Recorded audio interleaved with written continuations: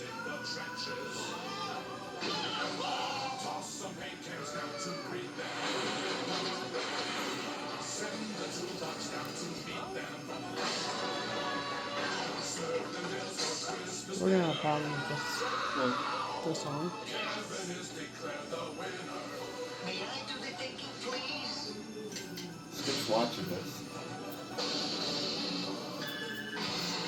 Home Alone 2, Lost in New York. You weren't aftershave? That's kerosene. Now why would anybody soak a rope in kerosene? Merry Christmas. That was the stupidest trailer I've ever seen. I don't remember that one. Well, I guess that'll be the first thing for the audience. Do you remember that trailer? Because I don't. But that was honestly not... Well, anyways. Yes, I will be reviewing Home Alone 2. And I will be reviewing it right after this. Let's see if it's better than the first one. Now you can be as clever as Kevin with Tiger's new Talkboy tape recorder. Stop drooling on me. Stop drooling on It me. even has speed control. Hi, kids. We're home early. Hi, kids, we're home early. Tiger's new Talkboy tape recorder comes with audio cassette. Look for Home Alone 2, available now on video. This is Chip Cobb Roach, and I will be reviewing Home Alone 2, Lost in New York. And I hope you enjoyed that commercial. Now we have the Home Alone 2 merchandise that went on. There were video games, and yes, they even had the famous Talkboy, which was the worst tape recorder that they've ever had on the market, probably ever. It was no different than any other tape recorder. I know because my friends had them, and I don't think they lasted too long. You had friends? Yes, as shocking as that is, I did. The little tape recorders worked better, so you didn't have this big clunky thing with the stupid microphone on the end. That did nothing. So, so there wasn't really a reason to get the Talkboy. Anyways, so moving on.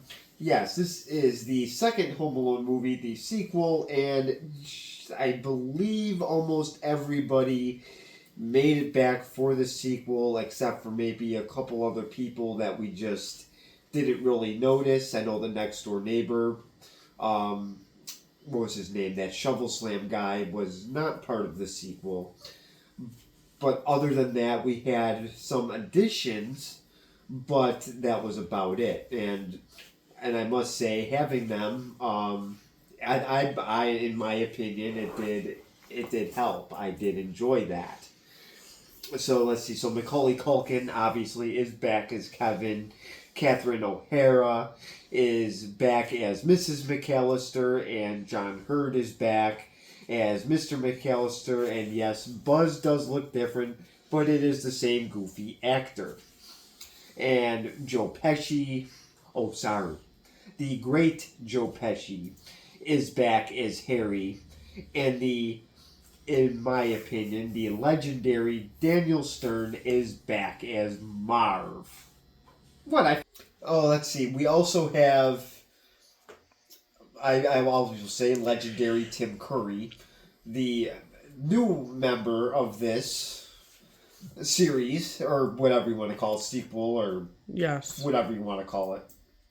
He is the concierge of the Plaza Hotel, which, yes, at this time is owned by Donald Trump. Before I destroyed it? He didn't destroy it, he just refused to pay for the upgrades. So I guess Time destroyed it, but he just didn't want to pay for it. So I guess in some ways he did destroy it. Although, who's to say when he sat on a toilet and flushed it wrong, it may have destroyed the plumbing because of his Big Macs and Whoppers that he eats on a daily basis, which is not a joke. There is actually truth to that. So There's truth. there is truth to that. There you go. So this is going on at this time. He does really own the Plaza Hotel. he also makes a cameo appearance in this movie. And yes, I can show it unless Whoopi Goldberg and Hoda decide to go on YouTube and take the clip down, which wouldn't surprise me. What the heck's a holder? Oh, yes, that is a good question because it's goofy. She was part of the Today Show, but she's not there anymore. What was it? I'm trying to think where I left off. Hopefully I cleared it up that Hoda is a person on the Today Show. And yes, they are fanatically Donald Trump haters, I guess you want to put it that way. So, yes, it would not be surprising if they took that clip down. So anyways, yes, the Plaza Hotel is currently owned by him. So in order to, I guess, the story is, I don't know how true it is, in order to shoot in the Plaza Hotel, when Kevin decides to go there, the deal is that Donald Trump bullied the director, Chris Columbus, into having a cameo appearance upon the standard fee to use the Plaza Hotel, which was probably $1 million. Give or take. I'm just guessing. That could be a little bit of an exaggeration. So, anyway, so yes, he does make a cameo appearance, and also we have the talentless Rob Schneider is also in this as a part of the cashiers of the Plaza Hotel. So he's in Oh, this. Rob Schneider. Dana Ivey is the clerk, and Rob Schneider. Okay, so he was in Grown Ups. He's in a lot of Adam Sandler movies. Grown Ups, Big Daddy, 50 First Dates, 8 Crazy Nights. Let's see. He was in Surf Ninjas for some reason. Necessary Roughness. Deuce Bigelow, Male Gigolo. Deuce Bigelow, European Gigolo. The Animal. Hot Chick. He was in a show called Men Behaving Badly. You name a whole bunch of garbage that I never heard of. That's pretty much what it is. Oh, he was in Chuck and Larry. Where I pronounce you Chuck and Larry. I now pronounce you. Oh, sorry, I don't know the name. That's because it's a long, stupid name. Yeah, so those are the movies that the... Oh, yes, he also made an appearance in The Longest Yard as well. So that is pretty much Rob Schneider's resume. Pretty much crap. Oh, yes, and he starred in Benchwarmers. He was the main star in that. So that shows his lack of acting ability, and he was also voted Worst Actor of the Year. And then he was nominated the year after that for Worst Actor of the Year. Not sure who beat him out. I'd love to know. If anybody knows, please let me know. So, yes, Tim Curry is also in this. You already said that. Yeah, we did, but we didn't go over what he was in. Muppet Treasure Island. We don't care about that. Yes, At all. Oh, I do. No, we don't. He was in Congo. He was in The Shadow. No, and no. And he was also in Clue. Those are his... Oh, I know that one. The Shadow as well. I was just informed that I skipped one. He was in the original It movie. And the pigeon lady is played by Brenda Frickner, I believe her name is. She was in, you would have known her. She was, wow, my name, I'm drawing a blank here. It was a movie I liked. Oh, A Time to Kill. She was in that. Which one was that? The one with Samuel L. Jackson and his daughter. Yeah, I got it. Yeah. Yeah, she was in that. I'm trying to think if she was in any... Oh, yeah, she was in Angels in the Outfield. So she has been in a couple things. And Joe Pesci, we know him from Eight Heads in a Duffel Bag, Casino, Goodfellas. I would think he played a douche in. He did not. Well, he okay, fine. He kind of did. Lethal Weapon 2, 3, and 4. I said played. I didn't say he was.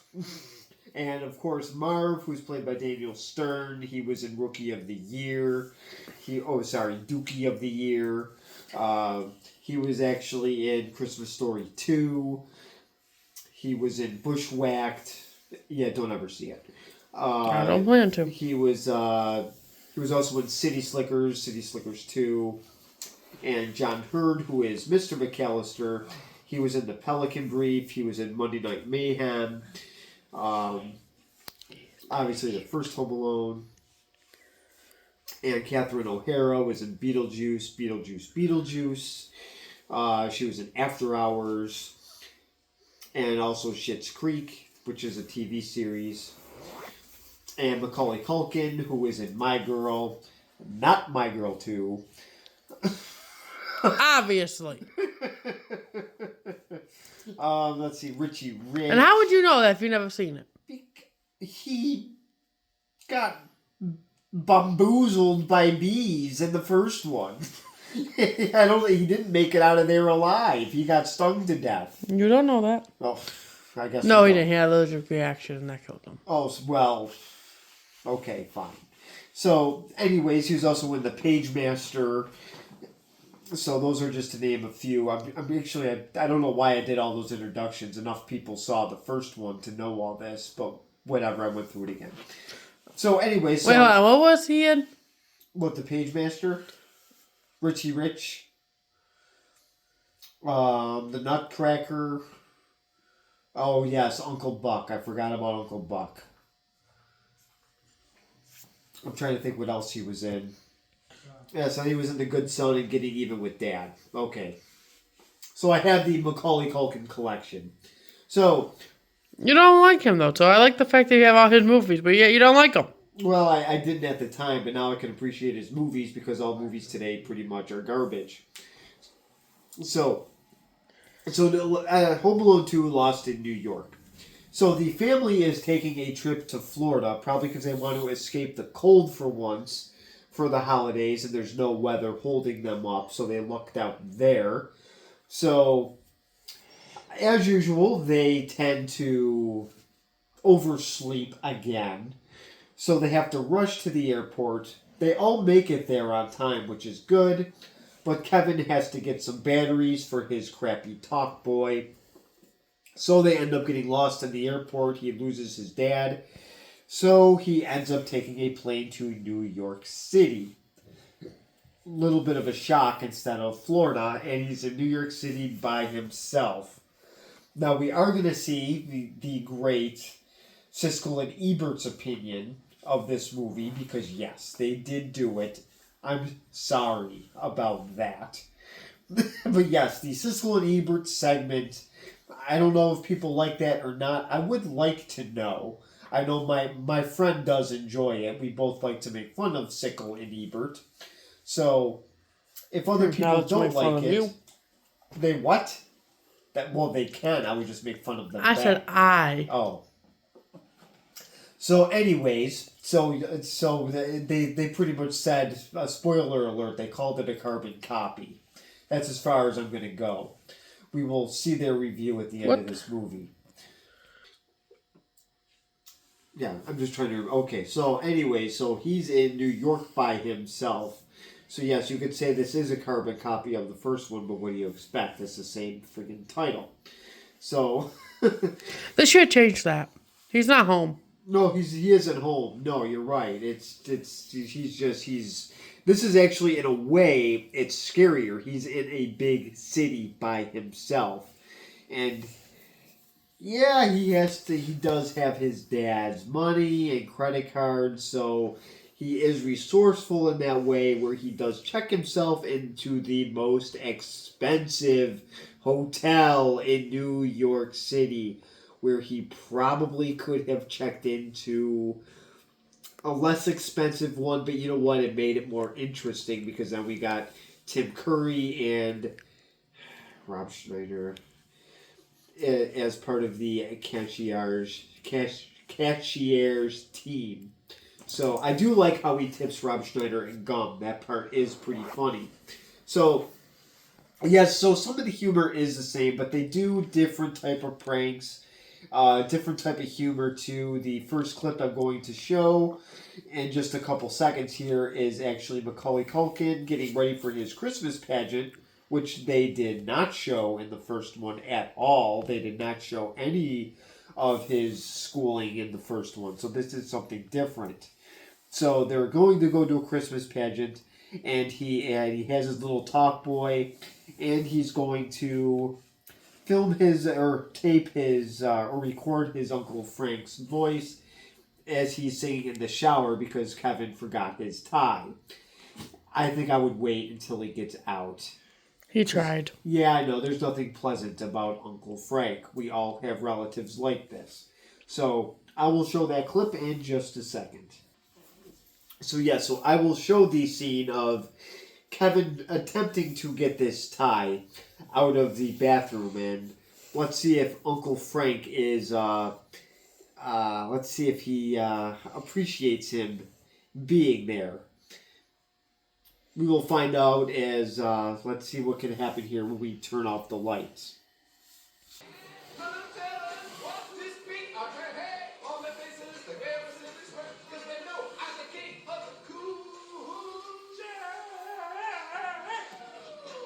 Get out of here, you nosy little pervert, or I'm gonna slap you silly.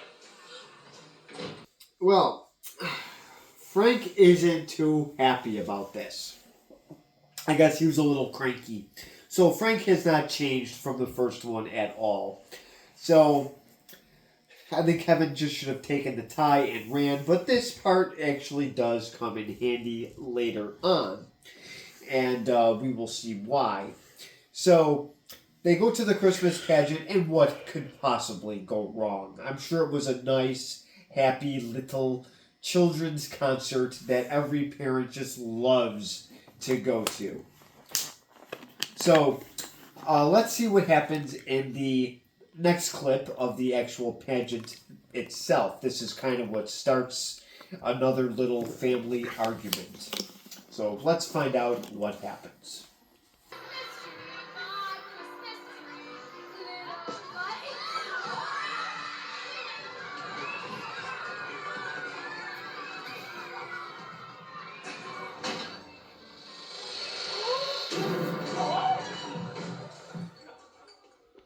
Well, Kevin is in trouble again because of Buzz's shenanigans. I did find it funny as a kid, but now that I'm watching it again, I don't think every parent in the crowd there would laugh at that at all. I know from graduation experience, parents did not appreciate our graduation in in high school. Because you're a bunch of hooligans? No, the valedictorian was drunk. Every parent knew it, and the parents did not find it funny, but the kids did. So, yeah, no, parents would not find that funny at all. And now watching it again, it's not funny. What our valedictorian did was. So yes, Kevin's in trouble. Buzz gets out of it, and he sweet talks his way out of it after this whole shindig is over. So now what happened was Kevin's dad did unplug his alarm clock at the beginning of this movie. So What a moron. So why is that a big deal? Because they were leaving for the airport in the morning? We're about to find out. There can't be chaos in the second movie, right? They can't run around like lunatics again. We'll find out.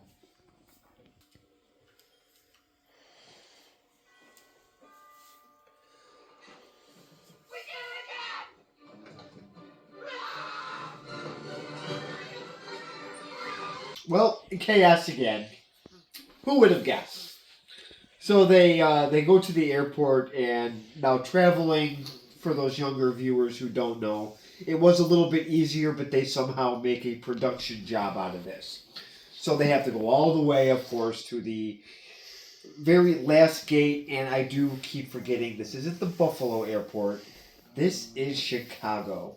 It's either O'Hare or it's the other one, and Midway. So I'm guessing they're both. I know O'Hare is huge. I don't know if Midway is, but I'm just gonna guess. It's not. It's okay size, but it's not. I feel like Baltimore's bigger. Well, just for argument's sake, I'm going to say that they picked the biggest airport since they like to do everything the complicated. So they picked O'Hare. So they picked O'Hare just to make everything complicated. So yes. Oh, here is a big airport. So they have to go all the way down to the other gate. And like I said, Kevin sees somebody in the same clothes as his dad. He gets it mixed up because he has to use the batteries. He ends up on a different plane.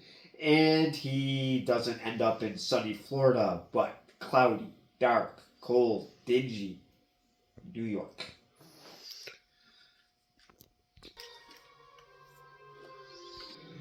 Oh.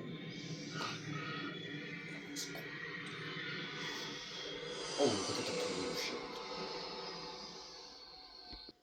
Hey! Here's something you don't see every day. A New York jet is actually touching down. You're a moron. Those who what? I had to make a New York jet comment during this. I do like the smokestack, so it shows the air pollution. So that was kind of a nice scene there. So yes, Kevin has arrived in New York City. So and he has no idea where he is yet. He will find out though when he sees the dark skies, people in coats, bad weather, and really rude people when he gets outside. So he will find out soon enough. So now we will show the parents. Now, I know I'm making weather jokes in New York City.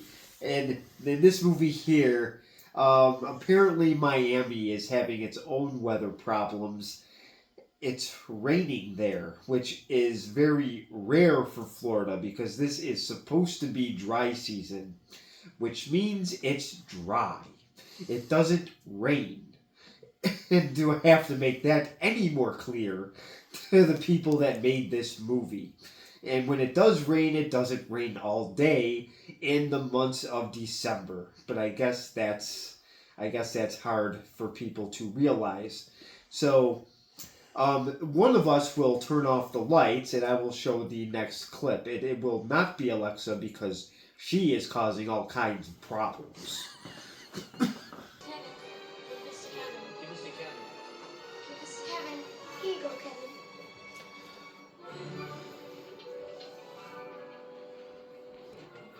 Kevin's not here.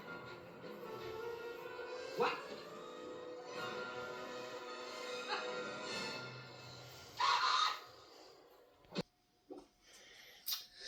Well, they are now at Miami Airport, and I think the mother has now realized, whoops, we forgot Kevin again.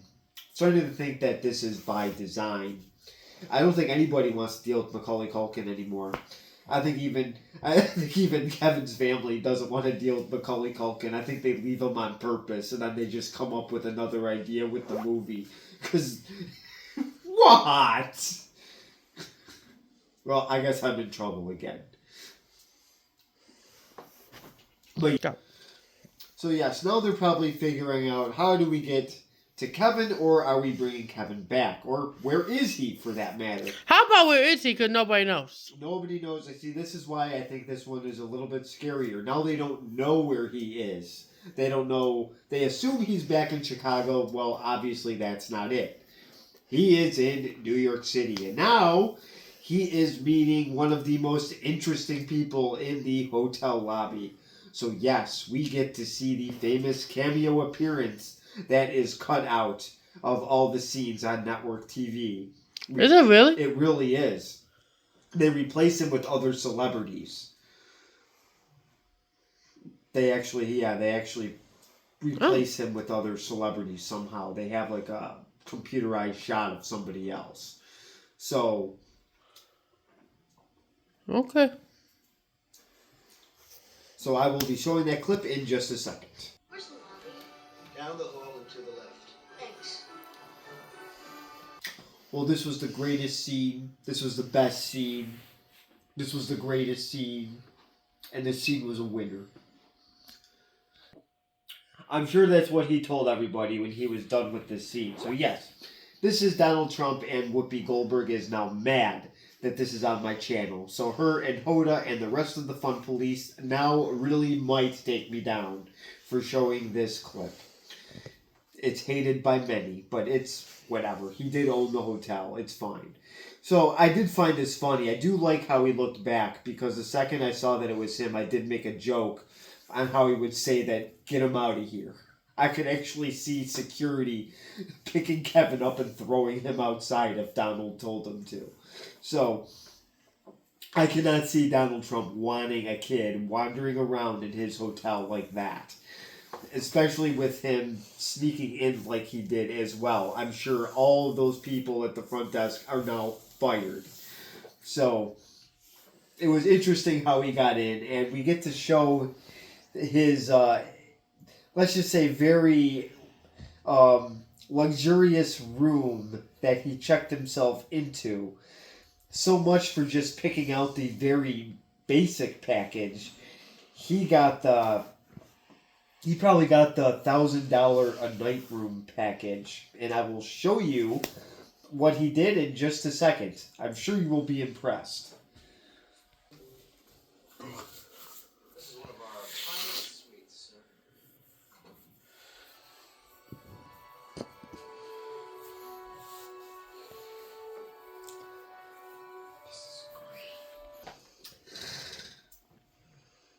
Crap, I forgot where I left off.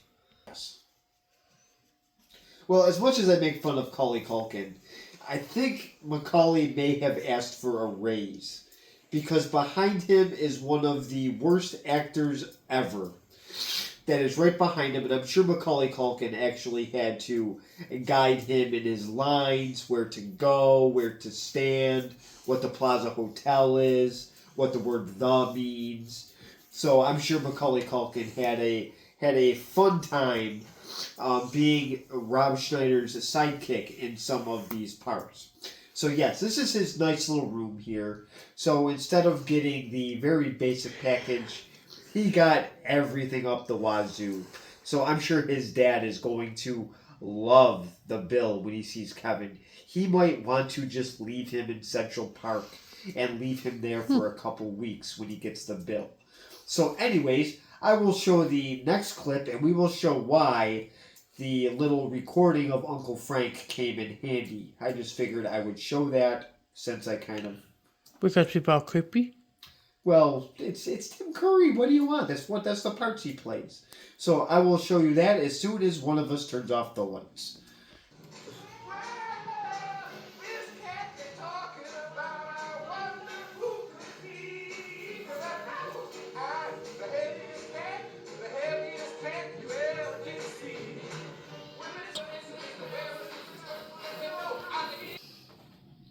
Well, this is a little bit creepy here. This is actually kind of beyond weird. I think That's also illegal. Yeah, it's also illegal. Yeah, and I do believe he would be fired for doing this. No questions asked. So yeah, so he tries to kind of look in the shower here of... Yeah, this is actually creepier than now. Now, the more that I'm talking about it, the worse it gets. Because he doesn't know who this person is. He works there, and he's snooping. So yeah, that's a little bit of a problem. But it was funny. It did scare Tim Curry quite a bit, and he is a very funny actor. So this does work. So it was all right. It was definitely a scene for a few laughs. So... Well, I haven't shown the bad guys yet, but that's going to change. They have made their way to New York in a fish truck. So yeah, let's just say it was a very stinky ride. So they have shown up. They are wandering around New York City, where Kevin just happens to be. And now Marv is skating on ice, and Harry was hitting a few pigeons with a newspaper. So I will show that next clip in just a second. My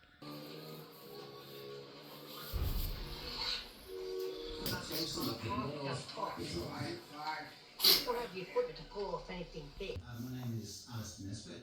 Oh, I thought I talked about that. Well, this is Harry's hitting the pigeons here, and this is Marv skating. So yes, they have arrived in New York City. Yeah, so they will be apparently robbing Duncan's toy chest, which is, I forgot the name of the toy store that it's based on. What is it, like Schwartz or something like that? FOA Schwartz, and now it is now closed, from what I just heard. So that's what it's based on. Apparently, it was a pretty cool looking toy store, but this is what Marv and Harry are planning to do. They're giving money to the Children's Hospital. But they don't want to get that money because Marv and Harry are planning on taking the children's money. They got tricked by a child before, so now they want to get back at all of them. I think that's their plan. So, That had nothing to do with it. I know that. I just figured I would just make a joke about it. So, anyway, so leading up to, I didn't get this on as a clip because of the 20th Century Fox, since they are so strict about their wonderful clip management. I have to be careful. So what happened was, Kevin went to that toy store. The bad guys found him. Marv was dumb enough to try to grab him in front of millions of people. So Kevin screamed. But the Tim Curry, the concierge, decided he ran the credit card and it came up stolen. Because if Kevin used it, then they would track it down for where it would be. So now Kevin had to deal with Marv and Harry, but now everybody seems to be after him now at the Plaza Hotel. Trump would be proud. So they are now chasing Kevin around, and he does run into Marv and Harry in the back loading dock. They just happen to be there, and you see the burnt hand on Harry's. You see the burn on Harry's hand when he goes to grab Kevin. So let's find out how far they get with him. Kevin decides to, let's just say, get a little pinch happy. And I will show you that clip in just a second.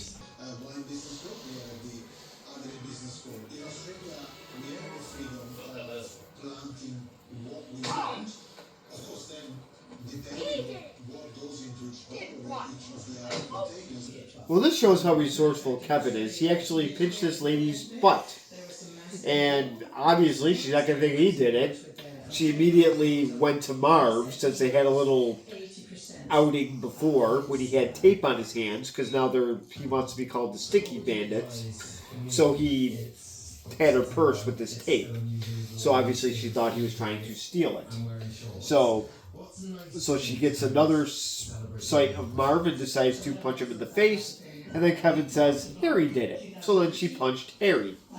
So now if this was a typical Joe Pesci movie, he would just stand up, take a baseball bat, and pretty much beat her to a bloody pulp. Because that's what Joe Pesci does in most of his mob movies.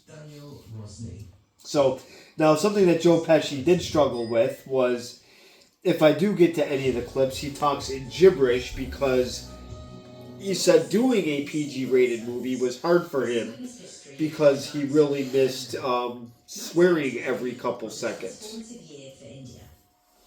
I mean, if you really watch Joe Pesci's movie, the only word he really uses is an F-bomb, and lots of them. So anyway, Kevin does run away, and now he's in Central Park. And it's a very scary place for a kid in New York City to wander around Central Park at night. He runs into a very scary pigeon lady. But let's find out how scary she is. We'll find out in the next clip.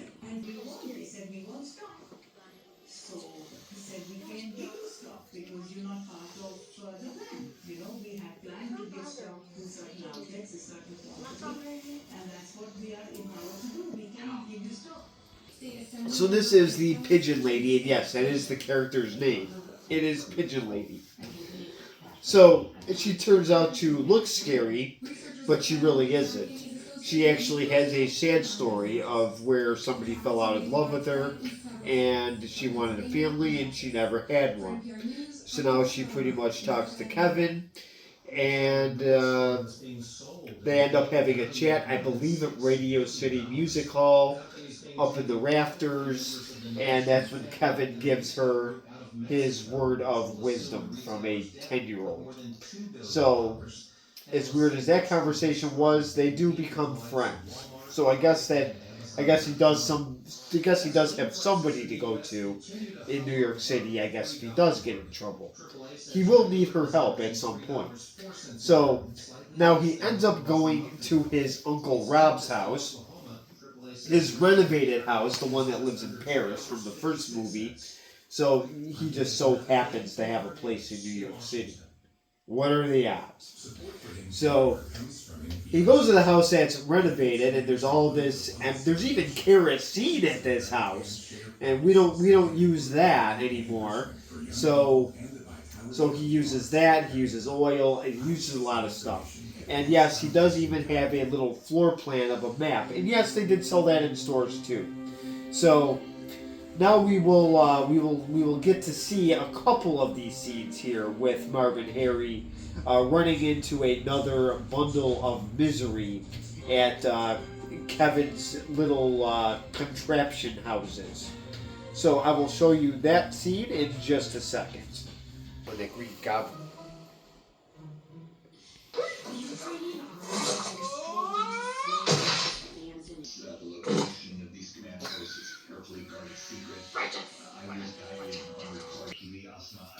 Well, this is what I mean by Harry's or Joe Pesci's way of, I guess, swearing, I guess. He has to use gibberish.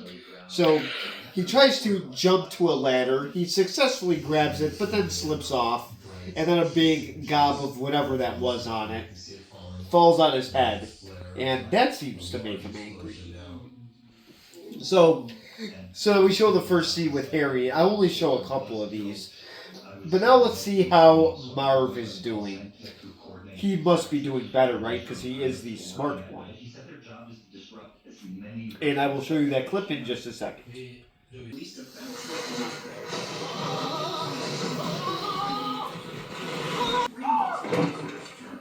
Well, so this is Marv getting a little bit of a electric shock.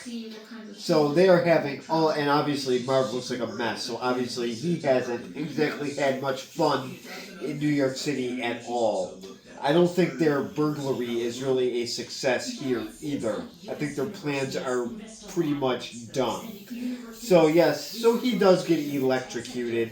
I like the over screaming that Marv does. I did find this funny. I actually did find a lot of the burglary stuff. I do like how they have the bad guys in this more. I do find them funny. So, I will show one more clip of them going to Central Park. And again, I don't show the ending to movies. So, this will be the final clip, and we will see what happens to Kevin in Central Park. And I will show you that scene in just a second.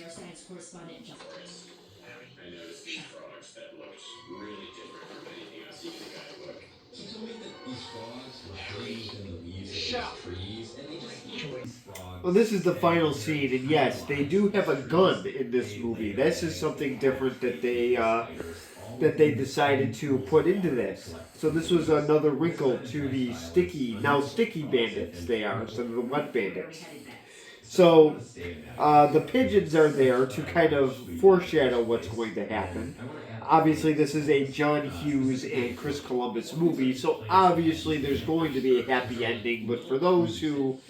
Not for Kevin, he gets yelled at. Okay, fine. Kevin does get yelled at, but if you had a bill that high... That's only room service. That's only room service, that does not cover the room. So yes, so the bill's going to be enormous. And again, the Plaza Hotel is owned by Donald Trump. That bill is going to be incredibly high just for some other mischief fees in there, I'm sure. And like I said, he's going to fire everybody after this incident. So yes, this is the final part here with the bad guys, and I will say that the Pigeon Lady does make an appearance. But you will have to find this part, you will have to see this movie for yourself if you haven't already. Again, I know that a lot of people have. I know millions of people have. But let's just, let's just not spoil it for anybody.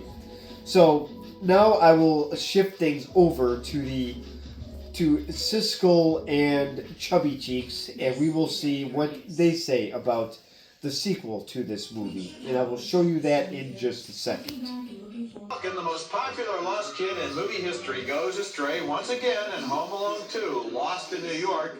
One of the new movies we'll be reviewing this week on Siskel and Ebert, including the controversial new Bad Lieutenant.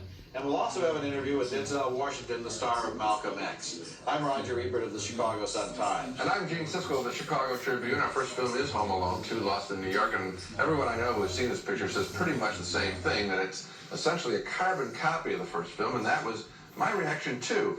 Macaulay Culkin, who else again stars as Kevin, and the second time around, we can really appreciate his talent. He is impossibly cute, and he gives perfect little hesitant line readings as he realizes he and his family have jumped on separate planes for their Christmas vacation. No, my family's in Florida and I'm in New York. My family's in Florida. I'm in New York. Little Kevin ends up checking into New York's Plaza Hotel, pretending he's waiting for his father. Naturally, he has a ball with the hotel staff, including bellman Rob Schneider. Is everything all right, sir? As in the first film, he meets a threatening stranger who turns out to be a nice person after all. In this case, a pigeon lady played by Brenda Fricker, the Oscar winner, as the mother in My Left Foot. They have a nice scene together. Then the burglars, played by Joe Pesci and Daniel Stern, show up like the coyote in the Roadrunner cartoon, take their licks from Kevin.